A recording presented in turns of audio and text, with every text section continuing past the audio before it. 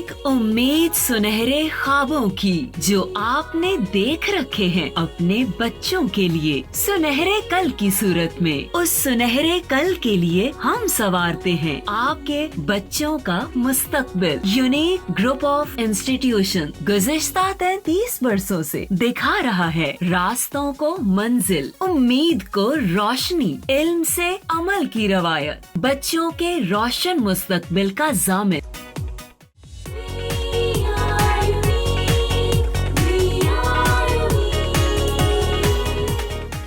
बिस्मिल्लाहिर्रहमानिर्रहीम। अस्सलामु अलैकुम तमाम स्टूडेंट्स, मेरा नाम मोहम्मद तारिक है।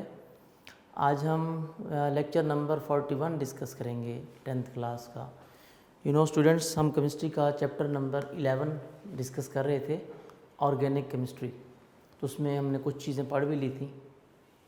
टेक्स्ट बुक का पेज नंबर है आपके पास 58 और नोट्स में पेज नंबर है 55। ये इम्पोर्टेंट लॉन्ग क्वेश्चन है जो कि आज हमने डिस्कस करना है। एक्सरसाइज में भी ये क्वेश्चन है।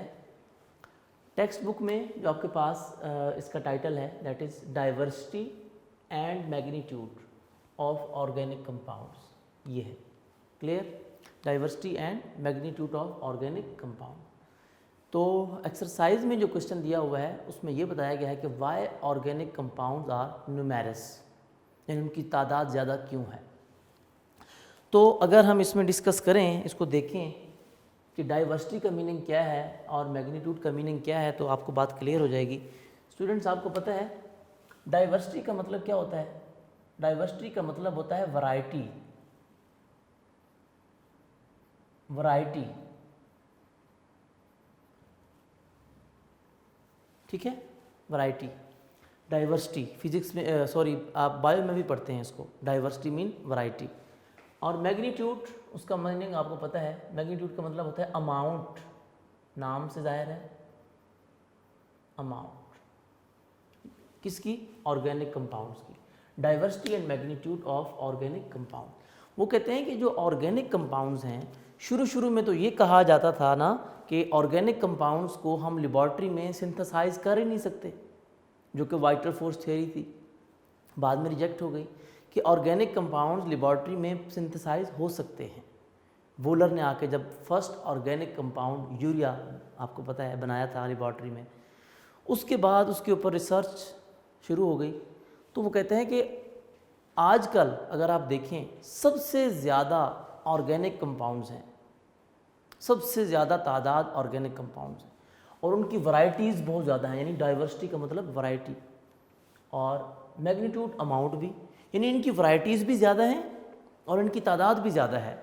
ऑर्गेनिक कंपाउंड्स की कितनी तादाद है, प्रीवियस लेक्चर में भी मैंने डिस्कस किया था स्टूडेंट्स, आपको पता है। मैंने कहा था कि more than 10 million organic compounds have been prepared in the laboratories and thousands of organic compounds are being prepared in the laboratory। ठीक है, अंडर प्रोसेस हैं, सिंथेसाइज किए जा रहे हैं उनको। और आपको पता है ये ऑर्गेनिक कंपाउंड्स में मेन चीज़ क्या होती है? मेन एलिमेंट कौन सा होता है? That is carbon. कौन सा होता है? कार्बन। वो कहते हैं कार्बन के कंपाउंड हैं ये। कार्बन के मेन एलिमेंट, मेन कॉन्स्टिट्यूएंट कौन सा है इनमें? कार्बन है। अब आपको पता है टोटल एलिमेंट्स कितने हैं? 118 एलिमेंट्स। वो कहते हैं 118 एलिमेंट्स में से एक कार्बन के सिर्फ 10 मिलियन कंपाउंड्स हैं। सिर्फ एक एलिमेंट के, कार्बन के अपने प्योर, यानी कि इसके हाइड्रोकार्बन्स और इसके डेरिवेटिव्स। यानी डेरिवेटिव भी तो कार्बन के हो गए ना। डेरिवेटिव भी चाहे बने, मेन एलिमेंट तो उसमें भी कार्बन होगा ना। यानी कार्बन के देखें 117 एलिमेंट, बाकी 117 के टोटल इतने कंपाउंड नहीं हैं जितने इस एक कार्बन के कंपाउंड्स हैं। अमेजिंग एंड इंटरेस्टेड, ठीक है, इंटरेस्टिंग भी है और अमेजिंग बात है हमारे लिए। ठीक है, इंटरेस्टिंग बात यही है कि एक कार्बन के 10 मिलियन से ज़्यादा कंपाउंड हैं, जबकि बाकी जो 117 एलिमेंट्स हैं उनके सबके मिला के भी 10 मिलियन नहीं बनते। ठीक है, तो मतलब कहने का ये है, तो टॉपिक आज यही है, हम यही डिस्कस करने वाले हैं कि ऐसा क्यों है इनकी मैग्नीट्यूड, इनकी जो वैरायटी है, इनकी डाइवर्सिटी है, इनकी जो तादाद है इन दिस यूनिवर्स ज़्यादा क्यों है, उसकी क्या वजह है, सिर्फ कार्बन के इतने ज़्यादा कंपाउंड क्यों हैं, बाकियों के क्यों नहीं हैं। हमारा मकसद आज का ये है, हमारा टॉपिक आज का ये है। तो हम देखेंगे कि कार्बन को ही इतना ज़्यादा एक्सपोज हम क्यों करते हैं, कार्बन के ही इतना ज़्यादा कंपाउंड्स क्यों हैं, ऐसी क्या खूबी है इसके अंदर कि बाकी 117 एलिमेंट्स को इसने पीछे छोड़ दिया और ख़ुद आगे निकल गया, टॉप पे आ गया। ठीक है, तो जब उसको स्टडी किया साइंसदानों ने, साइंटिस्ट ने इस पर रिसर्च की, तो पता चला कि कार्बन एटम के अंदर, कार्बन एलिमेंट्स में 4 क्वालिटीज़ हैं, 4 क्वालिटीज़ ऐसी हैं जो कि किसी भी दूसरे एलिमेंट में नहीं है। वो 4 क्वालिटीज़ की वजह से आजकल इसकी डाइवर्सिटी भी है और इसकी मैग्नीट्यूड भी है। उस 4 क्वालिटीज़ की वजह से, अगर ये 4 क्वालिटीज़ ना होती तो कार्बन के इतने ज़्यादा कंपाउंड्स आज ना होते। वो 4 क्वालिटीज़ कौन कौन सी हैं, हम उनको आज स्टडी करेंगे। पहली क्वालिटी, पहली खूबी कार्बन की ये है कि कैटिनेशन, कि कार्बन के अंदर कैटिनेशन है। पहली खूबी, कि कैटिनेशन है क्या, उसको भी डिस्कस करेंगे। दूसरी खूबी कौन सी है, यानी कैटिनेशन सिर्फ कार्बन में है और किसी में नहीं है। दूसरी खूबी है आइसोमरिज्म, आइसोमरिज्म, आइसोमरिज्म दूसरी खूबी है, ये कार्बन में है और किसी में नहीं है। तीसरी खूबी strength of covalent bond of carbon, strength of covalent bond of carbon, strength of covalent bond यानी कार्बन के जितने जो बॉन्ड हैं उसकी जो स्ट्रेंथ है, बॉन्ड्स ऑफ कार्बन, ये भी खूबी है इसकी, उसकी स्ट्रेंथ जो है ये सिर्फ कार्बन में है, किसी में नहीं।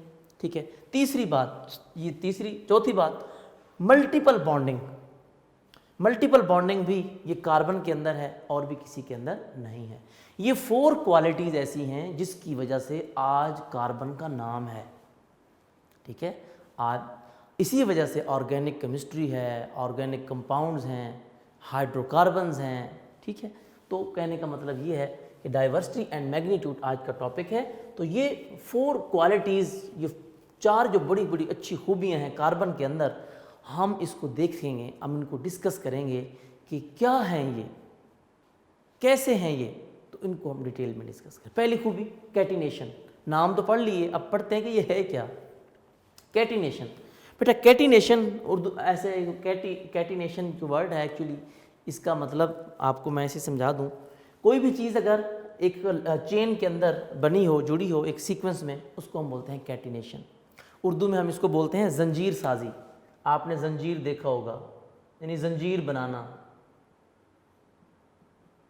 यानी जंजीर साजी को इंग्लिश में आप कह सकते हैं टू फॉर्म चेन, यानी formation of chain.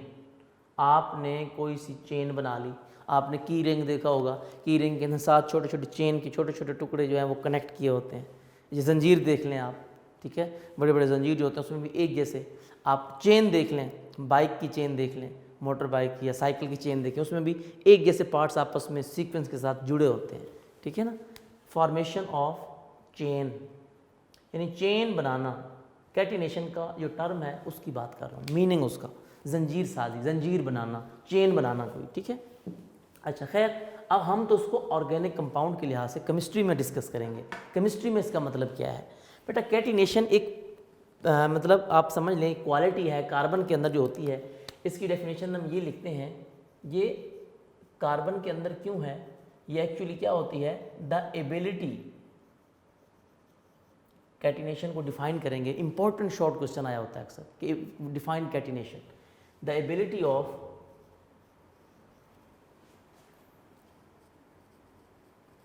carbon atoms, the ability of carbon atoms to link,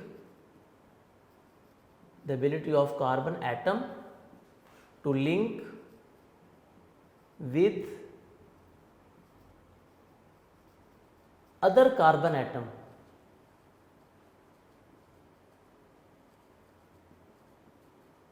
क्यों लिंक करते हैं, to form a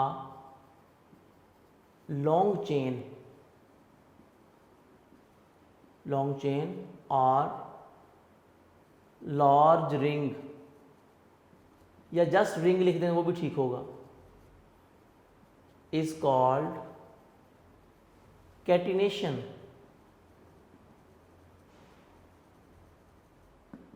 राइट, यानी ये क्या है, ये एबिलिटी है, ये कार्बन एटम की एबिलिटी है क्या करना, यानी एक कार्बन एटम लिंक करता है विद अदर कार्बन एटम। यहाँ पर बच्चे डेफिनेशन में मिस्टेक कर जाते हैं। बच्चे डेफिनेशन क्या लिखते हैं, बच्चे जल्दी में लिखते हैं the ability of carbon atom to form a long chain और large ring is called catenation. ये चीज़ नहीं लिखते, the ability of carbon atom to link with other carbon atom. ये कंडीशन है बेटा कि कार्बन दूसरे कार्बन से मिले, एक कार्बन दूसरे के साथ, दूसरा कार्बन तीसरे के साथ, तीसरा कार्बन चौथे के साथ, चौथा कार्बन पांचवें, एक चेन में। जैसे चेन देखते हैं आप, चेन कोई बनी होती है, चेन में आप क्या देखते हैं कि एक पार्ट दूसरे पार्ट के साथ, दूसरा तीसरे के साथ, एक दूसरे के साथ एक सीक्वेंस में जुड़े होते हैं। सेम यहाँ पर ये बात ख्याल रखना है, the ability of carbon atom to link with other carbon atom. एक कार्बन दूसरे कार्बन के साथ लिंक होके एक लॉन्ग चेन बना दे, यानी तरतीब में एक कार्बन दूसरा कार्बन आपस में, यानी actually this is self linkage, आप ये कह सकते हैं इसको। ये क्या है, सेल्फ लिंकेज है। सेल्फ लिंकेज क्यों है, सिर्फ कार्बन का है ना, इसलिए सेल्फ लिंकेज का मतलब है कार्बन का, self linkage of carbon. Carbon carbon के साथ मिल रहा होता है ना, इसीलिए हम कहते हैं self linkage of carbon atom. इसको बोलते हैं क्या, कैटिनेशन। इस एबिलिटी को कार्बन के अंदर है ये, बाकियों के अंदर नहीं है ये। यानी कार्बन में ये खूबी है कि ये एक दूसरे के साथ मिलकर एक लॉन्ग चेन बना लेते हैं, ठीक है ना, या एक रिंग बना लेते हैं। चेन नहीं तो रिंग बना लेते हैं, वो हमने कल लेक्चर में डिस्कस किया था। कोई ओपन चेन होते हैं, कोई क्लोज चेन होते हैं। या तो ये ओपन चेन कोई स्ट्रक्चर बना देंगे, ओपन चेन नहीं बनेगा तो ये रिंग क्लोज चेन बना देंगे, ठीक है। अच्छा, ये सेल्फ लिंकेज है। और आपको पता है कार्बन बॉन्ड कौन सा होता है, कार्बन बॉन्ड तो कोवलेंट होता है, तो ये आपस में कोवलेंट बॉन्ड के जरिए कनेक्टेड होते हैं, ठीक है। अच्छा, तो ये खूबी सिर्फ कार्बन में है, क्यों, बाकियों में क्यों नहीं है, ये भी तो देखना होगा ना। वो कहते हैं ये कार्बन के अंदर खूबी है, उसकी वजह भी उन्होंने बताई है कि कैटिनेशन इसमें है, बाकियों में नहीं है। ये कैटिनेशन कार्बन में है तो दूसरों में क्यों नहीं है। वो कहते हैं कैटिनेशन हर किसी का काम नहीं है, ये एबिलिटी हर किसी में नहीं होती। इसके लिए भी कोई कंडीशंस हैं। क्या, पहली कंडीशन क्या है, इसके लिए भी कैटिनेशन हर बंदे में नहीं हो सकती, कैटिनेशन हर एलिमेंट में नहीं हो सकती, उनमें होगी जिनमें ये दो बातें होंगी। कौन सी, वो भी पढ़ लेते हैं। पहली बात, कैटिनेशन वो एलिमेंट शो करेगा जिसकी वैलेंसी, उसके लिए वैलेंसी क्या होनी चाहिए, valency should be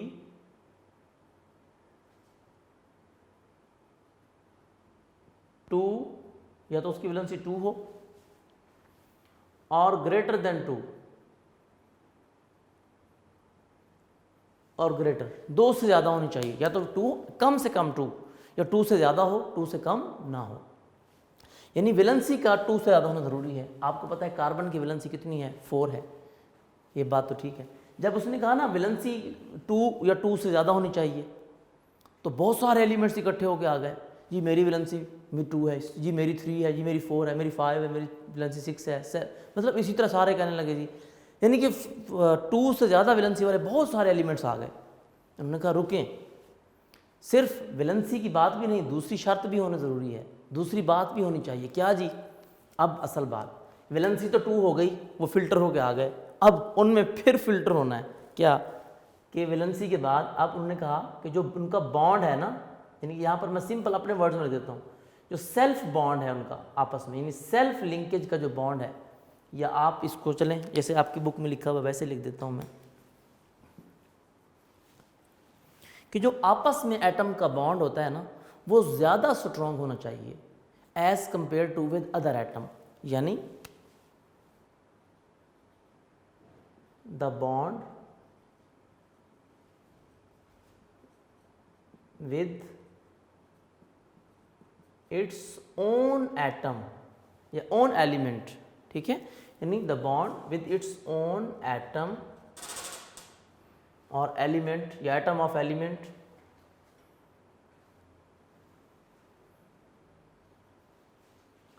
must be stronger than, अच्छा, the bond with its own atom must be stronger than the bond made with the other atoms।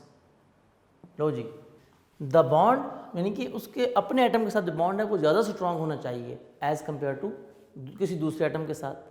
ठीक है, यानी एक एलिमेंट का जो बॉन्ड है अपने एटम के साथ वो स्ट्रांग ज़्यादा होना चाहिए।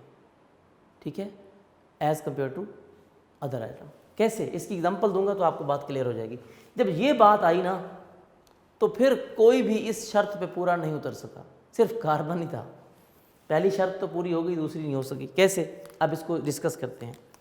अब देखिए, अगर हम कार्बन यानी हम बात करते हैं एलिमेंट कार्बन की, कार्बन एक एलिमेंट है ना, कार्बन कार्बन बॉन्ड की बात करें कहते हैं कार्बन का कार्बन के साथ भी बॉन्ड है। ये कार्बन का ये एलिमेंट है ना, एलिमेंट का अपने एटम के साथ बॉन्ड है। इसी तरह कार्बन का एक दूसरे एटम के साथ भी बॉन्ड है, यानी ऑक्सीजन। वहाँ पर बाकायदा मेंशन किया गया है, स्पेशली विद ऑक्सीजन। क्यों?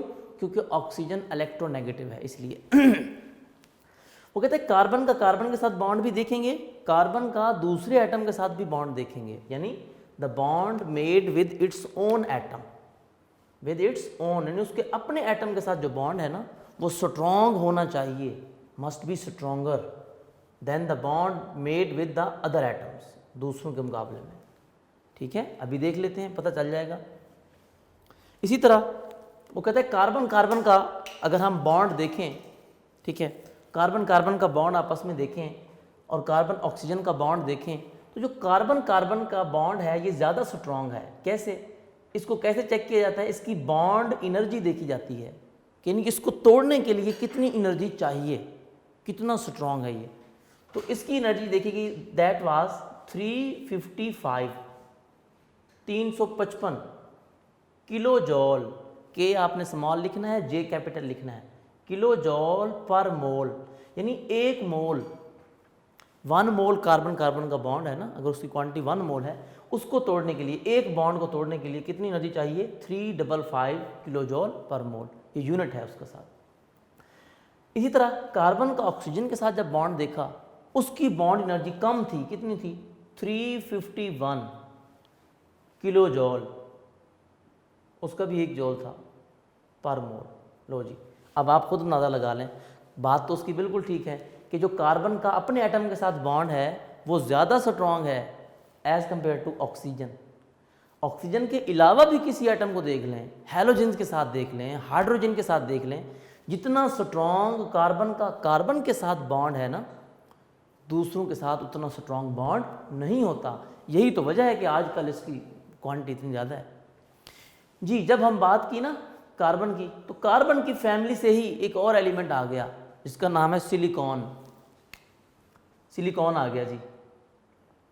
अब सिलिकॉन आ गया, सिलिकॉन ने कहा, SI सिंबल है, सिलिकॉन ने कहा जी कार्बन की वैलेंसी भी 4 है, मेरी वैलेंसी भी 4 है, सिलिकॉन की भी 4 वैलेंसी है, क्योंकि ये एक ही ग्रुप में है, ग्रुप 4 से हैं। अगर आप पीरियोडिक टेबल देखें तो कार्बन के बाद सिलिकॉन का नंबर आता है।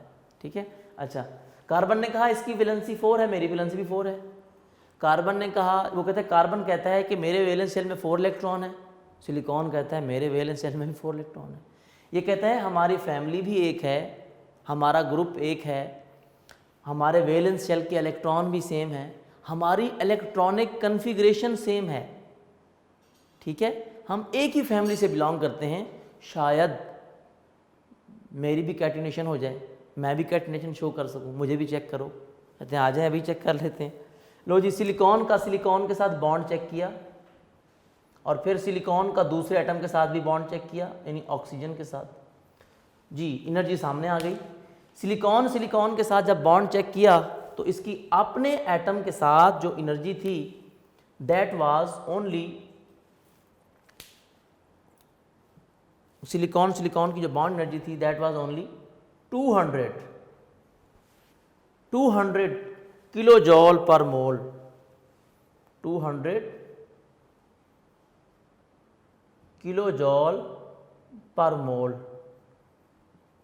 ठीक है, हमने कहा कोई बात नहीं, हम आपकी बॉन्ड एनर्जी दूसरे एटम के साथ देखते हैं। ठीक है, जब सिलिकॉन की ऑक्सीजन के साथ बॉन्ड एनर्जी देखी गई तो कितनी थी, 452 किलो जॉल पर मोल। लो जी, हिसाब लगाएं जरा इसका आप खुद ही। अब इसका अपने एटम के साथ बॉन्ड कम है, वीक है, यानी उसकी बॉन्ड एनर्जी कम है, यानी हम उसको थोड़ी सी एनर्जी देकर तोड़ सकते हैं। जबकि जो उसको ऑक्सीजन के साथ बॉन्ड है ना, वो ज़्यादा स्ट्रॉन्ग है। कैसे, 452 किलो जॉल एनर्जी चाहिए, यानी उसके अपने एटम के साथ बॉन्ड वीक है, दूसरे एटम के साथ जो बॉन्ड है यानी ऑक्सीजन के साथ जो बॉन्ड है वो ज़्यादा स्ट्रॉन्ग है। वो कहते हैं नहीं, बगावत नहीं चलेगी। क्यों, अपने लोगों के साथ आपके जो रिलेशंस हैं अपनों के साथ वो ज़्यादा स्ट्रॉन्ग होने चाहिए, स्टेबल होने चाहिए। जैसे कार्बन है, कार्बन को देखें, उसने अपने कार्बन के साथ जो रिलेशन कायम किया है वो बहुत मजबूत है। ठीक है ना, फॉर एवर रिलेशन क्रिएट किया है उसके साथ। जबकि दूसरों के साथ कोई भी आ जाए उतना रिलेशन नहीं, वो अपने एटम के साथ सिंसियर है, मुखलिस है। जबकि सिलिकॉन को देख लें, बगावत कर रहा है, अपने एटम के साथ उसका जो बॉन्ड है वो वीक है, अपने एटम के साथ बॉन्ड उसका वीक है, जबकि दूसरों के साथ बॉन्ड उसका स्ट्रॉन्ग है। ये तो गलत बात है, ऐसा तो नहीं होना चाहिए। ठीक है, तो इस वजह से वो क्या करता है, तो कार्बन जो है वो कैटिनेशन शो करता है, सिलिकॉन जो है वो कैटिनेशन शो नहीं करता। तो हम फिर कह देते हैं कि कार्बन क्या करता है, कैटिनेशन शो करेगा, सिलिकॉन कैटिनेशन शो नहीं करता। उसकी वजह आपके सामने आ गई है। अच्छा, इसको वैसे भी कंपैरिजन करें ना, अब बुक में कंडीशन के लिहाज से कुछ और स्टेटमेंट उसने दी है बुक में, और नीचे एक्सप्लेनेशन में कोई और स्टेटमेंट दी है। कंडीशन में ये कह रहा है कि आपने जो कंपैरिजन करना है एलिमेंट्स का अपने एटम के साथ और डिफरेंट एटम के साथ करना है, लाइक दिस। लेकिन वो एक्सप्लेनेशन में ये बता रहा है आपकी टेक्स्ट बुक में कि इस बॉन्ड का इसके साथ कंपैरिजन कर रहा है। वो कहता है ये बॉन्ड स्ट्रॉन्ग है एज कम्पेयर टू दिस। कोई बात नहीं, मतलब यहाँ तो ठीक हो जाता है, लेकिन आपको माइंड में बात होनी चाहिए, कंपैरिजन जो असल हमने करना है ना, वो कार्बन का कार्बन के साथ और कार्बन का दूसरे एटम के साथ बॉन्ड, ये चेक करना है। इसी तरह कोई भी एटम है, सिलिकॉन का सिलिकॉन के साथ और सिलिकॉन का डिफरेंट एटम के साथ, तो इसी वजह से कि कार्बन कैटिनेशन शो करता है जबकि सिलिकॉन जो है वो कैटिनेशन शो नहीं करता। ये मैंने क्रॉस कर दिया उसको, ये कैटिनेशन शो नहीं करता। इसीलिए इसकी जो कंपाउंड हमें मिलते हैं कार्बन के, वो एक लॉन्ग चेन में, स्ट्रेट चेन में, क्लोज चेन में, रिंग में मिलते हैं, जबकि इसके जो है वो सिलिकॉन में, उसमें सिलिकॉन एक सीक्वेंस के साथ नहीं होता, इसमें कैटिनेशन नहीं होती सिलिकॉन में। इसीलिए जो इसके कंपाउंड्स हैं ना हमें मिलते हैं, वो या तो सिलिकेट्स की फॉर्म में मिलते हैं, सिलिकेट्स की फॉर्म में, और सिलिकॉन्स की फॉर्म में, सिलिका की फॉर्म में, सिलिका या सिलिकेट्स इस फॉर्म में मिलते हैं। सिलिका यानी सिलिकॉन डाइऑक्साइड, जिसको आप सैंड का जो फार्मूला है, और सिलिकेट्स जैसे आपने सोडियम सिलिकेट पढ़ा था, याद होगा आपको। एग्जांपल दे देता हूँ मैं वैसे आपको, Na2SiO3, ये सिलिकेट्स में देखें एक सिलिकॉन है, सोडियम है, उसमें क्या है, ऑक्सीजन है। सिलिका में देखें सिर्फ सिलिकॉन और ऑक्सीजन होता है। तो यानी कहीं पे उसका आप देखें स्ट्रक्चर कुछ और है, कुछ एटम्स कुछ और हैं, यहाँ पर कुछ और है, तो एक ख़ास कोई सीक्वेंस नहीं होता, क्योंकि ये कैटिनेशन शो ही नहीं करता। ठीक है, तो आपको ये बॉन्ड एनर्जीज याद होनी चाहिए। ये MCQs भी आ जाता है कि कार्बन की अपने एटम के साथ बॉन्ड एनर्जी ज़्यादा है, कार्बन ऑक्सीजन की बॉन्ड एनर्जी कम है, इसीलिए ये स्ट्रॉन्ग है। सिलिकॉन की अपने एटम के साथ बॉन्ड एनर्जी कम है, जबकि दूसरों के साथ ज़्यादा है, इसीलिए ये शो नहीं करता। बेशक बाकी सारी चीज़ें मानने वाली हैं इसकी, बेशक सारी बातें उसकी बजा हैं कि जो है उसकी इलेक्ट्रॉनिक कन्फिग्रेशन भी वैसी है जैसे कार्बन की है, उसकी फैमिली भी वही है जो कार्बन की है, लेकिन उसके बावजूद भी जो दो कंडीशंस हैं ना, बेसिक कंडीशंस जो थी कैटिनेशन के लिए, वो ये शो नहीं करता। क्लियर? अच्छा, नेक्स्ट दूसरी खूबी जी, ये बात तो हो गई क्लियर। अब दूसरी बात पे आ जाएं। दूसरी बात क्या है जी? ये कैटिनेशन आपको बात क्लियर हो गई। अब कैटिनेशन के बाद हम दूसरी बात करने लगे हैं यहाँ पे, दैट इज़ आइसोमरिज्म। जी, अब दूसरी खूबी है आइसोमरिज्म। आइसोमरिज्म क्या है इसको देख लेते हैं अभी। हाँ जी, आइसोमरिज्म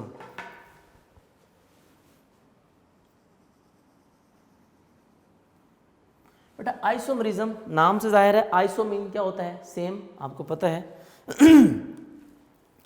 आइसोमरिज्म इसमें क्या होता है, वो कहता है कि कार्बन के जो कंपाउंड्स हैं ना, ज़्यादा होने की वजह, पहली खूबी तो ये थी कैटिनेशन, कैटिनेशन की वजह से आज उसकी तादाद ज़्यादा है, लॉन्ग चेन है, स्ट्रक्चर है, सब कुछ है, जिसकी वजह से उसकी तादाद ज़्यादा है। दूसरी वजह क्या है, दूसरी रीज़न ये है आइसोमरिज्म, कि आइसोमरिज्म है जिसकी वजह से उसकी डाइवर्सिटी भी है और मैग्नीट्यूड भी है। अब आइसोमरिज्म है क्या, वो कहता है कि आइसोमरिज्म ये है, ये क्वालिटी है, ये एक ऐसा फिनोमिना है। पहले हम इसको डेफिनेशन ऐसे लिखते हैं, द कंपाउंड्स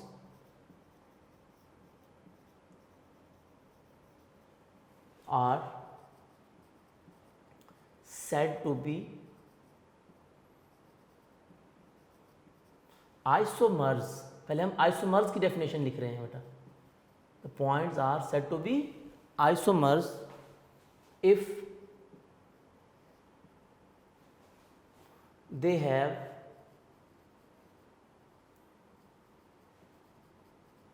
सेम, आइसो की बात वही आ गई ना, आइसो मतलब सेम, कोई एक चीज सेम होगी।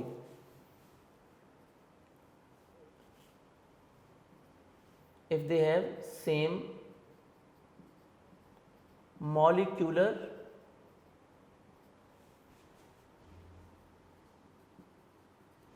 फॉर्मूला, ठीक है, if they have same molecular formula but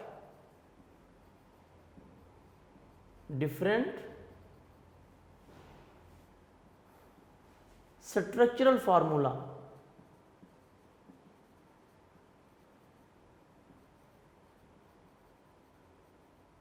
बेटा स्ट्रक्चरल फार्मूले को आप एक और चीज़ भी कहते थे, याद है, अरेंजमेंट, ठीक है, यानी कि आप कहते थे ना स्ट्रक्चरल फार्मूले को जब डिफाइन करते थे कि स्ट्रक्चरल फार्मूला एक्चुअली किस चीज़ को रिप्रेजेंट कर रहा होता है, अरेंजमेंट ऑफ एटम्स। आप यहाँ पर लिख भी सकते हैं डिफरेंट स्ट्रक्चरल फार्मूला और डिफरेंट अरेंजमेंट ऑफ एटम्स, वो भी लिख सकते हैं, लेकिन सिंपल यही है कि डिफरेंट स्ट्रक्चरल फार्मूला लिख दें तो डेफिनेशन भी ठीक हो जाएगी, ठीक है। आपकी बुक में डिफरेंट स्ट्रक्चरल फार्मूला के साथ अरेंजमेंट भी लिखा होगा और different arrangement of atoms. Different structural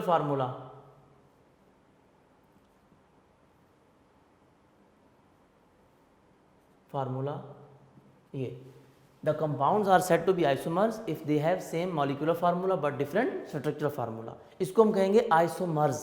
क्या कहेंगे, आइसोमर्स। और इस फिनोमिना को ये लाजमी लिख लें, ये आपकी बुक में नहीं लिखा हुआ, ये अगर आपने ना लिखा तो नंबर कट जाएगा। ये जो डेफिनेशन लिखी है ये आइसोमर्स की लिखी है मैंने, किसकी लिखी है, आइसोमर्स की। आइसोमर्स यानी कि डिफरेंट स्ट्रक्चरल फार्मूला और सेम मॉलिक्यूलर फार्मूला।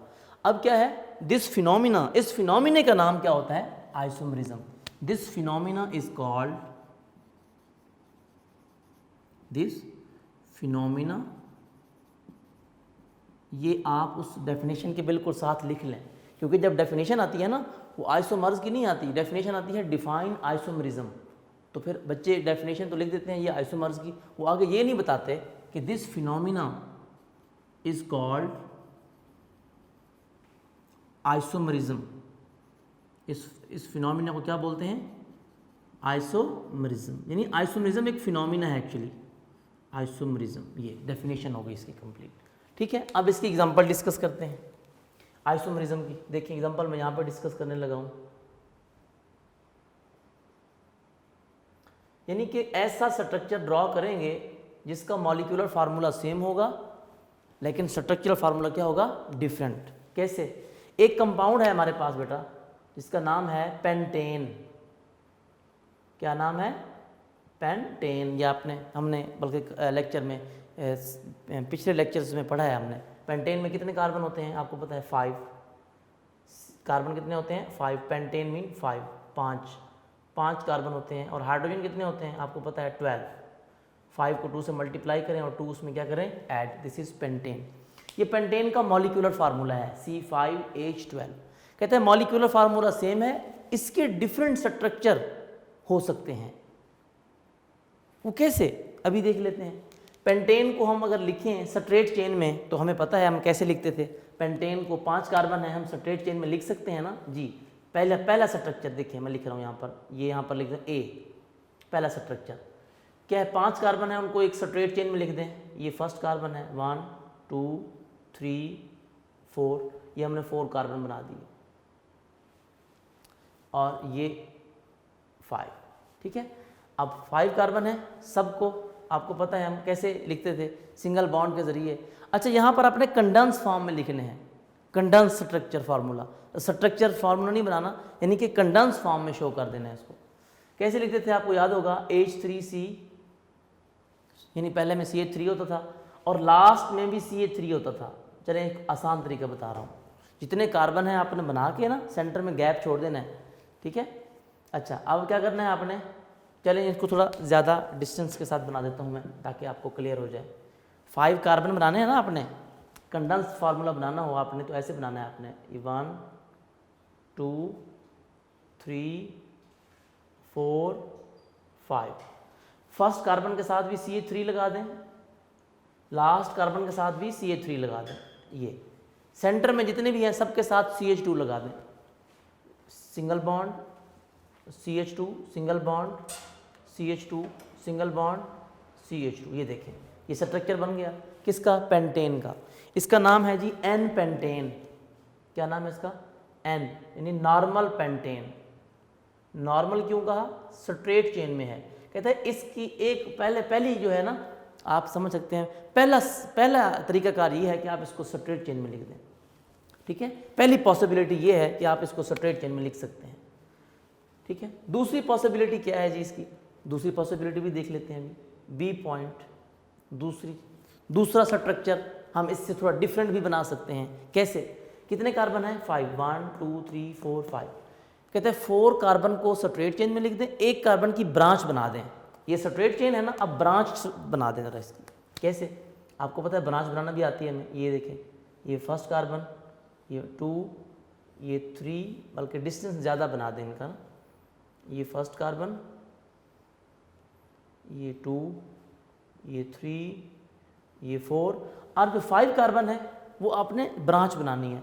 ब्रांच बनाने के लिए आपकी मर्जी है, आपने पहले कार्बन को और लास्ट कार्बन को छोड़ के दरमियान वाले कार्बन कहीं से भी बना दें, यानी दरमियान में ये कार्बन है और ये कार्बन है, जहाँ से मर्जी बना दें। इस कार्बन पे बना दें तो भी ठीक होगा, इस कार्बन से ब्रांच बना दें तो भी ठीक होगा, ठीक है।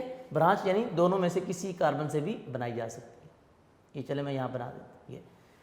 अब फिर वही बात, आपको पता है हमने कार्बन के बॉन्ड पूरे करने होते हैं, एंड में जहाँ पर एंड हो कार्बन का वहाँ पर उसके हाइड्रोजन पूरे करने हैं। कार्बन कितने बॉन्ड बनाता है, 4।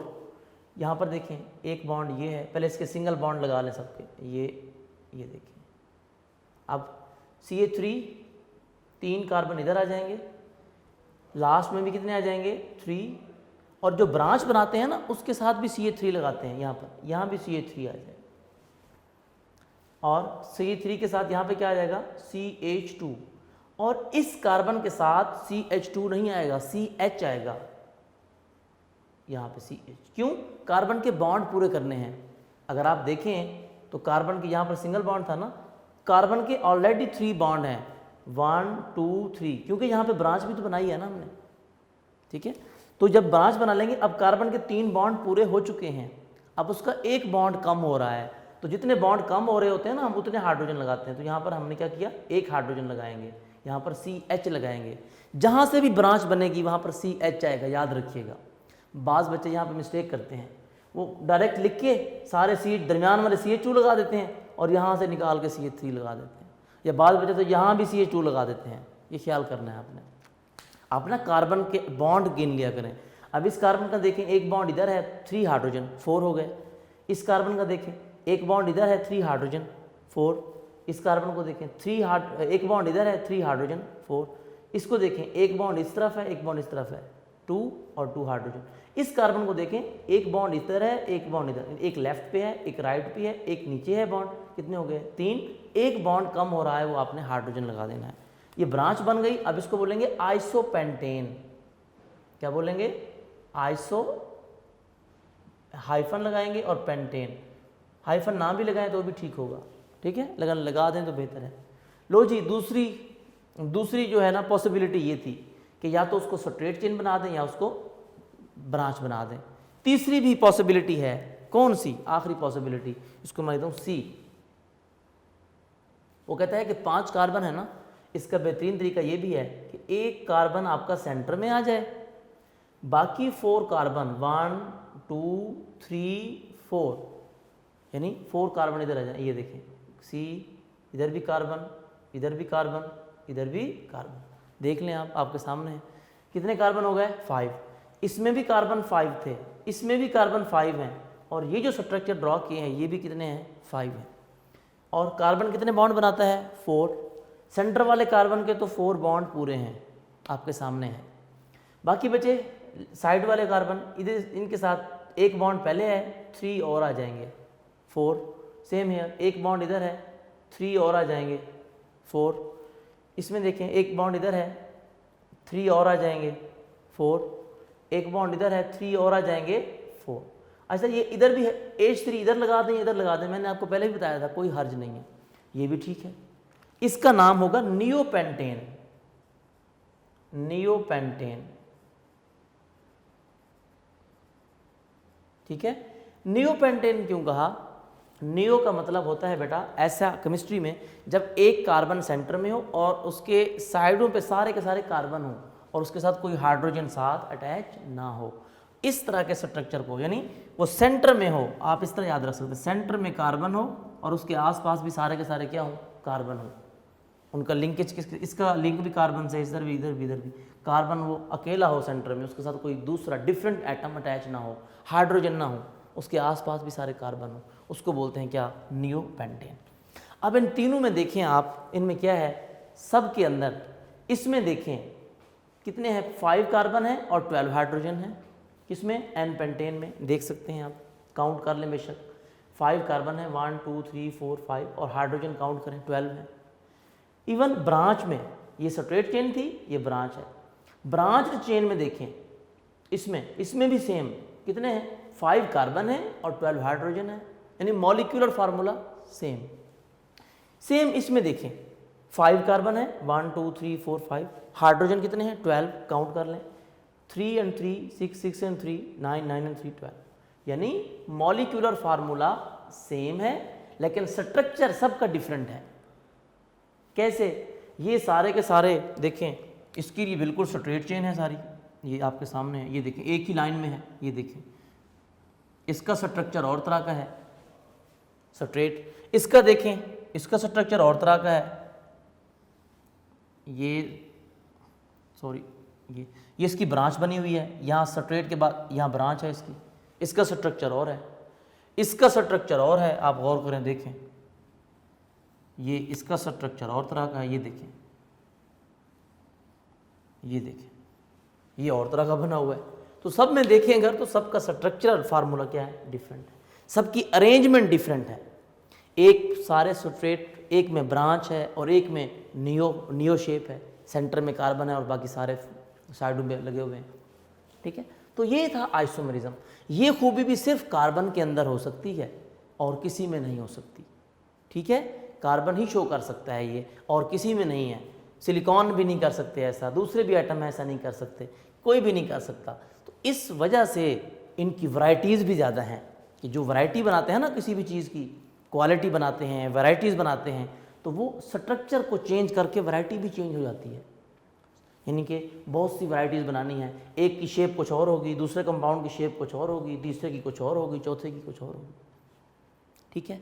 अच्छा, इसी तरह ये तो पेंटेन के हैं, अगर कार्बन और बढ़ाते जाएं, यानी कार्बन पेंटेन की जगह हेक्सेन होता, हेप्टेन होता, जैसे जैसे कार्बन की तादाद बढ़ती जाती है ना, तो स्ट्रक्चर भी बढ़ते जाते हैं, यानी इसके कितने स्ट्रक्चर हैं, 3, इसके 3 पॉसिबल स्ट्रक्चर हैं, ये एमसीक्यूज भी आ सकता है, इसके कितने पॉसिबल स्ट्रक्चर हैं, 3 पूछ सकते हैं। The possible structures of pentane are, कितने हैं, 3, वो आपके सामने हैं, ए बी सी मैंने बना दिए 3। अच्छा, ब्रांच मैंने फिर बता रहा हूँ आपको, इस कार्बन से बना दो या इस कार्बन से बना दो, ठीक होगा, आपकी मर्जी है। ब्रांच एक ही दफ़ा बनानी है आपने, चाहे इधर से बनाओ या इधर से बनाओ, ठीक है। तो इसके कितने 3 स्ट्रक्चर हैं। जैसे जैसे नंबर ऑफ़ कार्बन बढ़ते जाते हैं वैसे वैसे आइसोमरिज्म की जो फिनोमिना है वो भी बढ़ता जाएगा, यानी नंबर ऑफ़ पॉसिबल स्ट्रक्चर्स बढ़ते जाएंगे, इंक्रीज़ करते जाएंगे, ठीक है। अच्छा, इसके बाद तीसरी खूबी, दूसरी खूबी ये थी, दूसरी क्वालिटी ये थी जो कि किसी में नहीं है आइसोमरिज्म की। तीसरी, strength of covalent bonds of carbon. Strength मानी मजबूत होना, स्टेबल होना, इसका मतलब तो यही समझ आता है ना कि स्टेबल बॉन्ड होता है किस, कोवलेंट बॉन्ड किसका, कार्बन। लो जी, कार्बन का जो कोवलेंट बॉन्ड है ये सबसे ज़्यादा स्टेबल होता है। जितना कोवलेंट बॉन्ड तो दूसरे एटम भी बनाते हैं, लेकिन जो कार्बन का बना हुआ बॉन्ड है ना, इससे ज़्यादा स्टेबल बॉन्ड कोई दूसरा एटम नहीं बना सकता। चाहे वो कार्बन कार्बन के साथ बॉन्ड बनाए, यानी अपने एटम के साथ बनाए, चाहे वो किसी दूसरों के साथ बॉन्ड बनाए, ठीक है ना। इसका जो बॉन्ड है ना वो स्टेबल होता है। क्यों? उसकी भी रीज़न है। वो कहते हैं कि ये देखा गया है आमतौर पर कि कार्बन का जो एटॉमिक साइज़ है ना स्मॉल होता है। आपको पता है कार्बन का एटॉमिक साइज स्मॉल होता है, due to small size, due to its small size. इसका साइज स्मॉल होने की वजह से क्या होता है बेटा, इसका जो कोवलेंट बॉन्ड है ना वो स्टेबल होता है, वो ज़्यादा स्ट्रॉन्ग होता है जी। चाहे वो कार्बन कार्बन से बॉन्ड बनाए तो भी स्टेबल, चाहे वो कार्बन किसी दूसरे एटम से बनाए यानी ऑक्सीजन से तो भी स्टेबल बनाता है, चाहे कार्बन इसके अलावा कहीं से बॉन्ड बनाए यानी किससे, सल्फर से बनाए, नाइट्रोजन से बनाए, फास्फोरस से बनाए, या किसी दूसरे यानी हैलोजेंस हैं, जिस तरह halogens, fluorine, chlorine, bromine, iodine, किसी से भी बनाए बॉन्ड। यानी कार्बन का जो बॉन्ड है वो क्या है, उसकी जो स्ट्रेंथ है ना ये मशहूर है। तो सारे इसको लाइक करते हैं कि बॉन्ड जो है वो कार्बन से होना चाहिए। सारे एलिमेंट्स चाहते हैं कि अगर फ्रेंडशिप करनी है तो कार्बन से करें। क्यों? ये स्टेबल है, ये सिंसियर होता है, ये स्टेबल है और इसका बॉन्ड मजबूत होता है एज़ कम्पेयर टू दूसरे जो एटम हैं उनकी वजह से, ठीक है, उनके मुकाबले में इसका बॉन्ड स्ट्रॉन्ग है। तो ये स्ट्रेंथ ऑफ कोवलेंट बॉन्ड की वजह से भी ये भी क्वालिटी है इसके अंदर एक, जिसकी वजह से इसके जो कंपाउंड्स हैं वो ज़्यादा हैं, ठीक है। जिसके जो भी इसके साथ एटम आ जाता है ये उसके साथ कोवलेंट बॉन्ड बना लेते हैं और स्टेबल बॉन्ड बना लेते हैं, ठीक है जी। इसके अलावा आखिरी मल्टीपल बॉन्डिंग। लो जी, मल्टीपल बॉन्डिंग, इससे बॉन्ड तो बनाता ही है लेकिन इसमें multiple bonding, multiple mean you know more than one, ये एक से ज़्यादा बॉन्ड। यानी आपको पता है कार्बन वैसे तो सिंगल बॉन्ड भी बना लेता है, कार्बन कार्बन के साथ सिंगल बॉन्ड भी बना लेता है। इसके अलावा आपको पता है कार्बन डबल बॉन्ड भी बना लेता है, कार्बन ट्रिपल बॉन्ड भी बना लेता है। तो जैसे ही इसको मौका मिलता है, सिंगल बॉन्ड का मौका मिलता है सिंगल, इसको ज़रूरत पड़ गई डबल बॉन्ड की तो ये डबल बना देगा, इसको ज़रूरत पड़ गई ट्रिपल बॉन्ड की, ये ट्रिपल बना देगा, लेकिन बॉन्ड लाजमी बना लेगा। तो मल्टीपल बॉन्डिंग का मतलब यही है। दूसरे एटम्स में ये चीज़ें नहीं होती, दूसरे एलिमेंट्स में, जो दूसरे एलिमेंट्स के एटम्स होते हैं उनमें ये क्वालिटी नहीं होती, तो ये कार्बन के अंदर है। जैसे अब कार्बन सिंगल बॉन्ड भी बना रहा होता है, डबल भी बना रहा होता है, ट्रिपल भी। कैसे? अब दो कार्बन है, दो कार्बन में सिंगल बॉन्ड भी आ रहा होता है, CH3, ये आपने मतलब पढ़ा भी है, इथेन हमने पढ़ा था, क्या है इसका नाम? इथेन। अब इथेन में देखें सिंगल बॉन्ड है कार्बन कार्बन में, और कार्बन कार्बन में डबल बॉन्ड भी आता था, याद होगा आपको, आपने क्लास 9th में पढ़ा था टाइप्स ऑफ कोवलेंट बॉन्ड में, सिंगल डबल ट्रिपल। वहाँ पर एक एग्जांपल पढ़ी थी आपने, वहाँ पर नाम लिखा हुआ था इथाइलिन, जिसको आप इथीन भी पढ़ते थे, इसको इथीन भी बोलते हैं और इथाइलिन भी पढ़ते हैं, इथाइलिन भी या इथीन, ठीक है, इथीन भी नाम है इसका या इथाइलिन, इथाइलिन, ये भी दोनों नाम सीखे हैं। कार्बन कार्बन में डबल बॉन्ड आ जाए तो यहाँ पर भी CH2, यहाँ पर भी CH2, ये इथेन का स्ट्रक्चर लिखा है मैंने, इथीन का।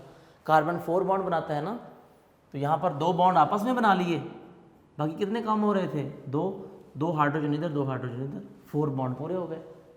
ऊपर देखें आपस में सिंगल बॉन्ड बना रहे थे, कार्बन का एक बॉन्ड पूरा, बाकी कितने बचे 3, तो 3 हाइड्रोजन इधर 3 हाइड्रोजन इधर, कितने हो गए 4।